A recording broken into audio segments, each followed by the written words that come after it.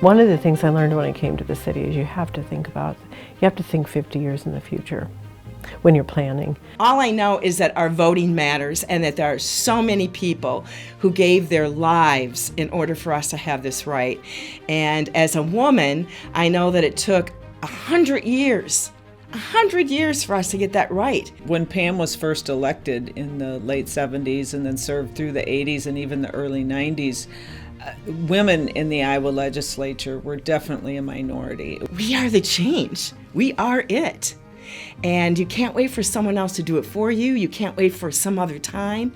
It's you. She gives good advice and she sees a pathway to getting legislation done. She can work across the aisle. Just give it everything you have. No matter what you choose to do in life, do it 100%. Never shortchange it, and make that commitment, because I know that there is such a need right now for our commitment, our courage to hang on to hope, not to become complacent or indifferent about life. Pam brought Sarah to many events. I mean, we usually just expected Sarah to be there. The community knew them as mother and child, and it was definitely a part of her life. And so she loved her dearly, took her to Des Moines with her. And Sarah kept us on time, because if Sarah felt that the speechifying was going too long, she would let all of us know. She'd either start making noises to encourage us to cut our conversation or whatever was being said, or she'd find someone's set of keys laying on the table.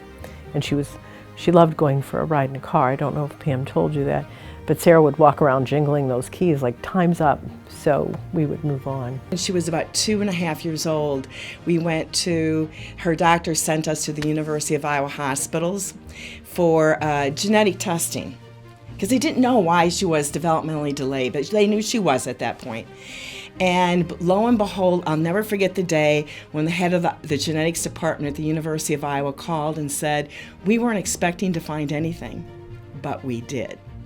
Sarah has ring 22 syndrome, and we have never diagnosed it in the state of Iowa."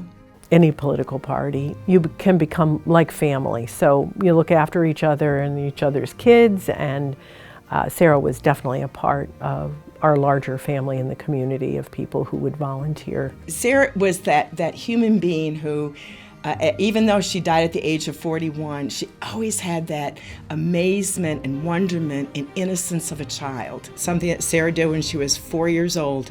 She and her dad were downtown. That's when it was still a plaza. And they were just walking around. It was probably October, and there was a homeless man sitting on a bench, and he had plastic bags wrapped around his shoes to keep his feet warm.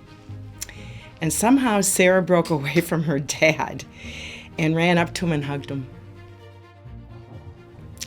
And as a result, her dad took him into the trade home and bought him winter boots. I got home, Tom looked at me and said, "Well, your daughter just cost you $100. I said, "Tom, she's 4. How could she possibly cost us $100? Anyway, he told me this story, and I just said, probably the best $100 we've spent in a long time. Sarah showed all of us every day that every human being deserves our love, and not to judge them.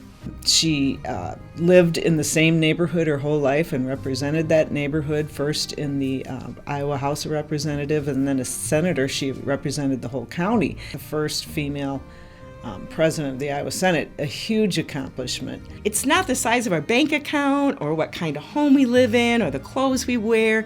It's our relationship with one another and how we take care of one another as part of that human family. Pam was at every community event, whether it was a ribbon cutting or a festival or whatever, and she was always open to talking to people. You know, Pam and I talked a lot about the Bee Branch, and I would say that's one of her special deliveries, because Pam lives in the Bee Branch watershed, and she had mucked out her basement 6 different times.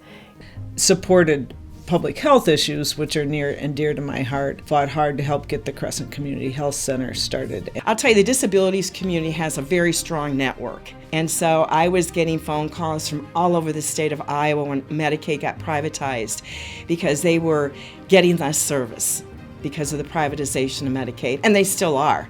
And so I made the phone calls. I pressed the Department of Human Services to make sure these families got what their kids needed in order to be successful, or at least to continue living. Pam worked for everyone.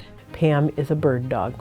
We really have a duty to leave this corner of the world just a little bit better than we found it. And always reach for your dreams. Never, ever give up on them.